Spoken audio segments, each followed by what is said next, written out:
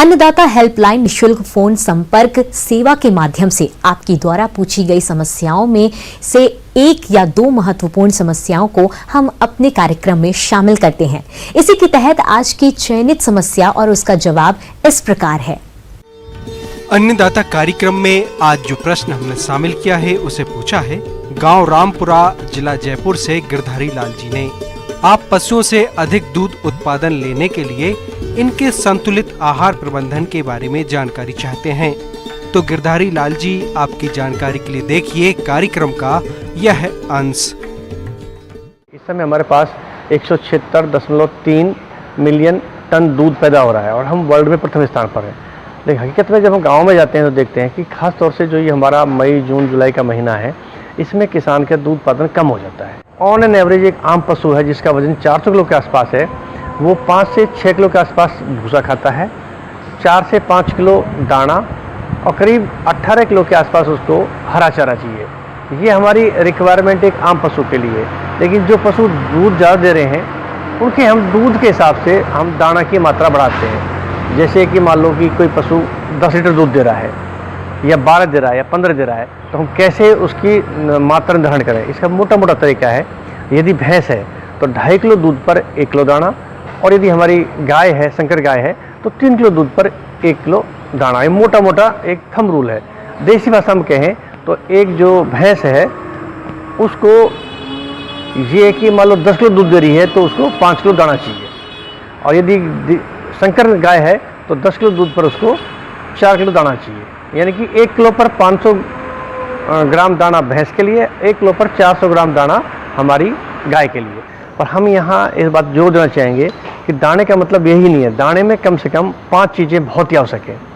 जैसे कि जो हमारे मोटे अनाज हैं, चाहे वो ज्वार है, बाजरा है, गेहूँ है, जौ है, मक्का है, इनमें से कोई भी 2 या 3 अनाज हो, ये लेना चाहिए 30 से 33%, मोटा मोटा तौर पर बता रहा हूँ।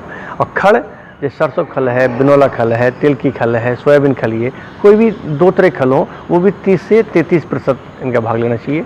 इसके अलावा जो हमारे पास चुर्री है या चोकर है, इसको 30 से 33%, ये तीनों चीज़ मुख्य हैं। ये मोटा मोटा तौर पे 1 तिहाई भाग लेना चाहिए। और 2% हम लेते हैं मिनरल मिक्सचर, जिसे हम खनिज मिश्रण कहते हैं। ये बाज़ार में आमतौर पर मिल जाता है, 80 से 100 रुपये किलो के हिसाब से ये मिल जाता है, खरीद सकते हैं।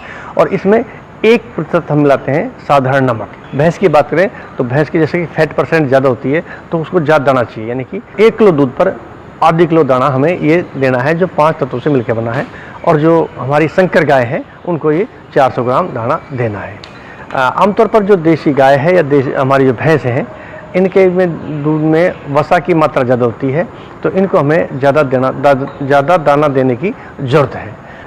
यदि हमारा पशु गर्भित भी है तो उसको 1 किलो दाना अलग से देना है। भूसा में हमारे पास 90% ड्राई मैटर होता है, हरे चारे में हमारे पास 20% ड्राई मैटर होता है। तो मान लो कि एक बच्चा है 100 किलो का है, तो 100 किलो के बच्चे को हमें 2.5 किलो सूखा पदार्थ देना है। मोटे तौर पर हम बात करें देसी भाषा में, तो एक जो बछड़ी है जो 100 से 200 किलोग्राम वजन की है, तो उसको हम आमतौर पर जो चारा देते हैं 10 किलो के आसपास हरा चारा देते हैं, और 2.5 से 3 किलो के आसपास हम भूसा खिलाते हैं, और उसको 1.5 से 2 किलो हम दाना मिश्रण देते हैं। ऑन एन एवरेज 1 किलो दाने का खर्चा करीब 20 रुपये आता है। और यदि वो 1 किलो दाना बढ़ाने से हमारा 1 किलो दूध बढ़ता है, तो दूध की कीमत आजकल 40 रुपये कम से कम गाँव में, तो हमें सीधा 1 किलो दाना बढ़ाने से 20 रुपये का नेट मुनाफा होगा।